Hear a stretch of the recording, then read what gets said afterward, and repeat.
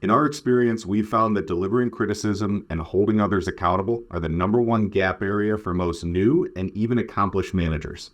Because of this, even the word accountability has an overwhelmingly negative connotation for most people. The first two sessions on vulnerability-based trust and effective communication lay the groundwork for us to change the mindset around accountability being a bad thing. This next session in the Into the Storm Leaders program is titled Positive Accountability, because that's exactly how it should be perceived, as a gift, a service that we give others whom we care about, and if we're fortunate enough, something we receive in return to assist in our own growth.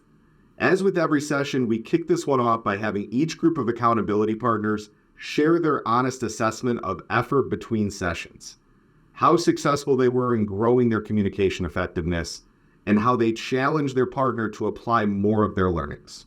We directly address and dissect what accountability means to each person and what it looks like at their organization, highlighting the many positive benefits of cultures that enable 360 accountability versus others where it only flows in one direction. We then have a discussion around each person's peak leadership experience, identifying the people we most strive to emulate and the characteristics of those people which we most admire.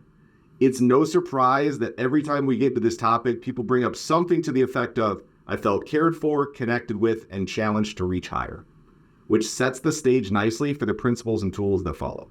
While many often jump straight to accountability, we believe that setting and clarifying expectations are critical yet often missed steps. For this reason, we take everyone through an exercise to create a template of their own for how they can reset expectations with those around them. We then take people through a concept that provides a light bulb moment for many, Radical Candor by Kim Scott. This highlights that if you care personally about someone, it's your responsibility to challenge them directly.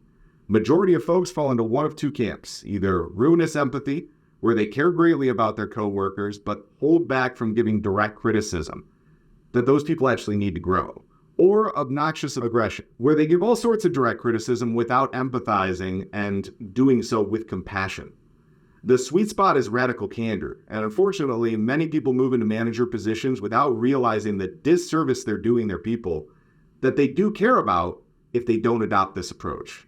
We round this out with a heavy but meaningful story about extreme ownership from Jocko Willink, a retired Navy SEAL, and encourage everyone to apply this thinking to their work rather than expecting someone else to set the tone for positive accountability.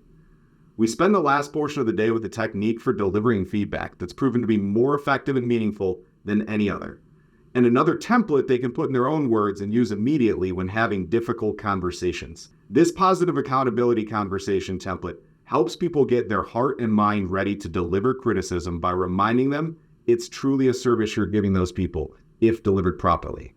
A way of framing the expectations and reason for the conversation, a way of delivering criticism through more of a curiosity-led than advice-driven approach, ensuring nothing is left unsaid or brewing under the surface for later issues, and how to get and give clear commitments on a path forward. This alone has the power to level up someone's leadership skills in a way that impacts countless others at an organization. As always, we'll solidify each person's commitment to action before the next session and switch up the accountability partners to ensure no favoritism or leniency is shown. And that wraps up our session on positive accountability.